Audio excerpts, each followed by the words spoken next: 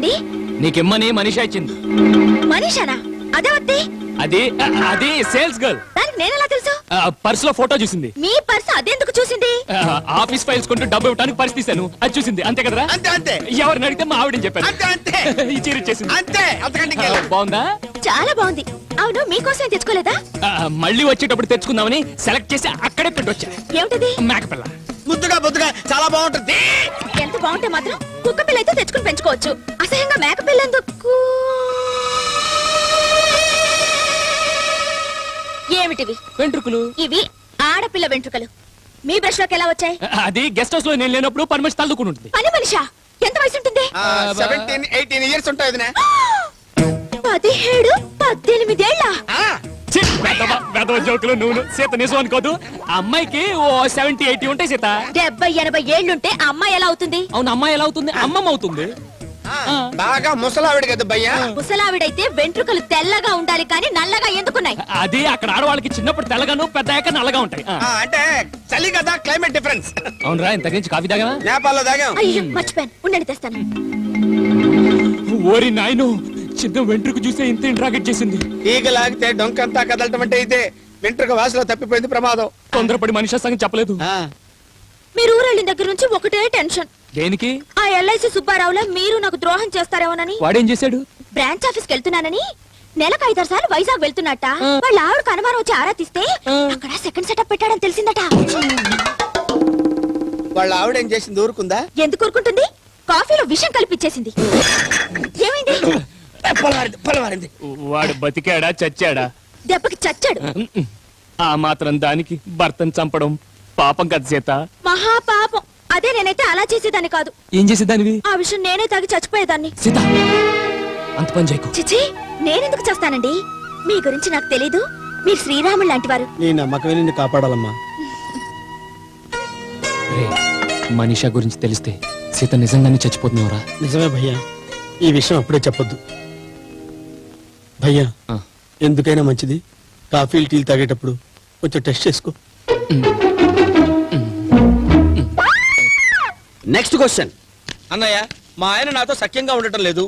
ముఖ్యంగా రాత్రులు నేను పక్కన ఉండగానే నిద్రలో నన్ను వాటేసుకుని శ్రీదేవి కలవరిస్తున్నారు. ఆయన రోగం కుదిర్చేది ఎలాగా?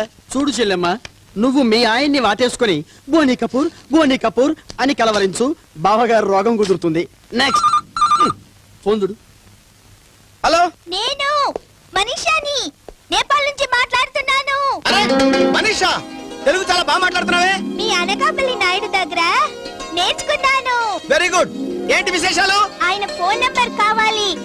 ఆయనకి ఒక శుభవార్త చెప్పాలి. Hello, Sriram speaking. Hi Sita, ఏం సడన్ గా వచ్చావు? నిన్ను కదలే బాబు. సరే, రేపటి డీడీ పంపిస్తాను. ఎప్పుడు రందానివి ఈ రోజు ఆఫీస్కి వచ్చావే? మనం అర్జెంట్ గా ఒక చోటుకి వెళ్ళాలి. రండి. ఎక్కడికి? సస్పెన్స్. మాట్లాడకుండా రండి. వేళ పాడ లేకుండా ఈ ఫోన్లు ఒకటి. హలో, ఎవరు? మనీషాని, నేపాల్ నుంచి మాట్లాడుతున్నాను. ఏంటి? నేపాల్ నుంచి మనీషానా? నేపాల్ నుంచి మనీషానా? Hello hello hello hello Manisha, phone పెట్టి. హలో హలో బాబోయ్, హలో మనీషా, నేనే. హలో, నేనండి, మీ మనీషాని. నువ్వు తెలుగు? మీకు ఒక తీయటి వార్త చెబుదామని నేర్చుకున్నాను. ఏంటది? మీరు తండ్రిగా పోతున్నారు. తండ్రా? నేనా? అయ్యో బాబోయ్, నిజమేనా? ఏమిటండి తండ్రి అంటున్నారు? అబే, ఏం లేదు, మా నాన్న తండ్రి కదా, అది చెప్తుంది. చెప్పు. ఇప్పుడు నాకు 3వ నెల. ఆహా, ఎంత మంచి వార్త చెప్పావు. Thank you very much. మీరు వీలు చేసుకొని ఒకసారి రండి. అలాగే, ఉంటాను. బాయ్. సీత, ఇన్నాళ్ళకి నా పంట పండింది. ఈ ముద్దులు పెట్టడం ఏంటి, పంట పండడం ఏంటి? అది నేపాల్లో.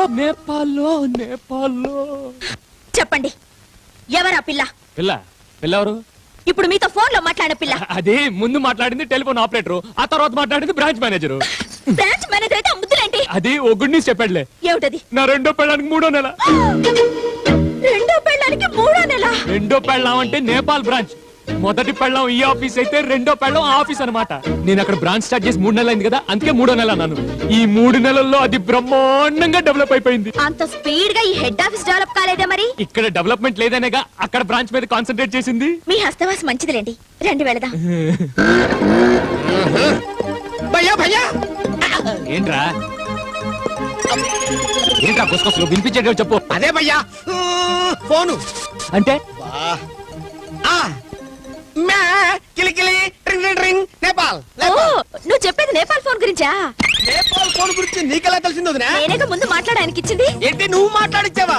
అంటే ఈ విషయం మొత్తం నీకు తెలిసిపోయిందన్నమాట. తెలిసిపోయిందంటే 3వ నెల. అంటే 3వ నెల విషయం కూడా తెలిసిపోయిందన్నమాట. Very good, congratulations. వదినా, ఈ విషయం విన్న తర్వాత నీకేమైనా కోపం వచ్చిందా? ఇంత సంతోషకరమైన వార్త వింటే కోపం ఎందుకు వస్తుంది?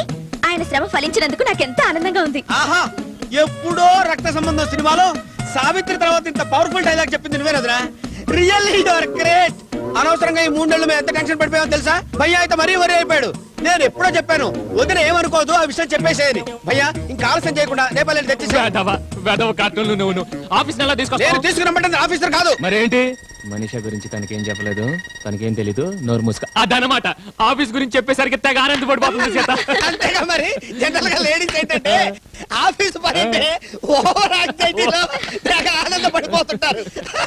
భయ్యా ఆఫీస్ లో అకౌంట్స్ అవి. ఇదిగో మీ ఆఫీస్ విషయాల తర్వాత మాట్లాడుకుందరు గానీ ముందు పదండి. ఎక్కడికి?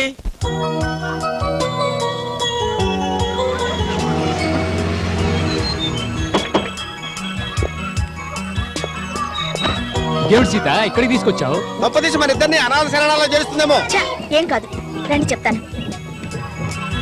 చీచీ. నమస్కారం అండి. నమస్కారం. రండి, మీకోసమే చూస్తున్నాను. ఎవరు కావాలో చూసుకోండి. పిల్లలందరినీ చూసి మీకు నచ్చిన బాబుని సెలెక్ట్ చేయండి. దేనికి సీత? దత్తత తీసుకోవడానికి. మనవడి కోసం మీ నాన్నగారు కుమిలిపోతున్నారండి. ఆయన బాధ చూస్తుంటే దిగులతో మంచం ఎక్కేలా ఉన్నారు. ఆయన మంచాలు బెంచులు రోజు ఎక్కుతూనే ఉంటాడు. తన గురించి నువ్వేం ఫీల్ అవ్వకు. పైగా ఎవరో కనిపారేసిన బిడ్డ మనకెందుకు? ఇంకో 5-6 నెలలు ఓపిక పట్టు. పడితే పుడతారా ఏంటి? మందులై వాడుతున్నాం కదా, బై ఛాన్స్ పుట్టినా పుట్టచ్చు. పుడితే ఇద్దరుంటారు, నష్టం ఏంటి? మనమేం పెంచుకోలేవా, పోషించుకోలేవా? అంటే కన్న కొడుకున్నప్పుడు పెంపుడు కొడుకునంత ప్రేమగా చూడలేమమ్మా. ఎందుకు చూడలేవు? నాకు ఆ తేడాలేం లేవు. ఇద్దరిని కన్న కొడుకులుగానే చూసుకుంటాను. నా తల్లే నా తల్లే, నీ నోటి మాటలు రత్నాలమ్మా, వజ్రాలు. ఈ మాటలు అప్పుడే మర్చిపోకమ్మా, కలకాలం గుర్తుంచుకో. ఏమండి ఏమండి, ఈ పెదవు చూడండి, నన్ను చూసి ఎలా నవ్వుతున్నాడు. ఆ బోసి నోరు, చిట్టి పెదవులు. అరెరెరెరెరె. ఏమండి వీళ్ళకు బాగా నచ్చాడండి, వీడిని తీసుకెళ్దాం. నీ ఇష్టం. భయ్యా బాగా బాగా ఆలోచించుకొని చెప్పు. మీరు గౌరవంగా నోరు మూసుకుంటారా? ఏమండి ఈ బాబుని తీసుకెళ్తామండి. అలాగే రండి, సంతకాలు పెడుతురు గాని. కంగ్రాట్స్ భయ్యా, ఎలాగైతే మొత్తాన్ని తండ్రి అయ్యావు. వస్తామండి. మంచిదమ్మా. వస్తా. వస్తామండి.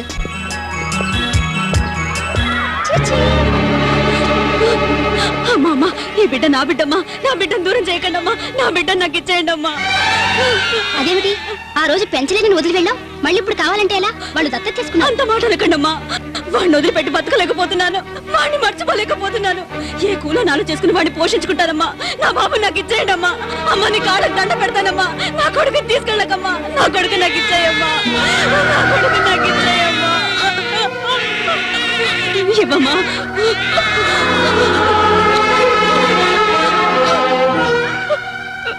సారీ అండి, మీరు ఇంకో బాబుని చూసి తీసుకెళ్ళండి. వద్దండి, తల్లి లేకుండా ఏ బిడ్డ పుట్టదు.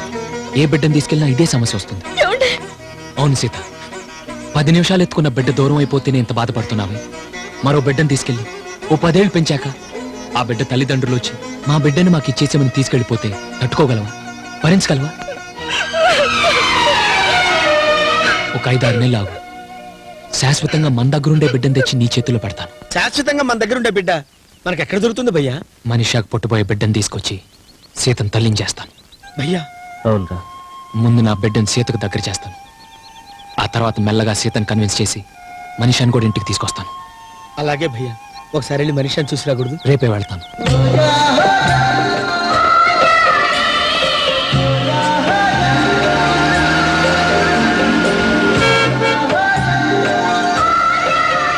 మనిషిరాని మనిషిరాని మనిషిరాని మనిషిరాని తిమ్మక శ్రీరామ్ హర్కా ఇచ్చాను.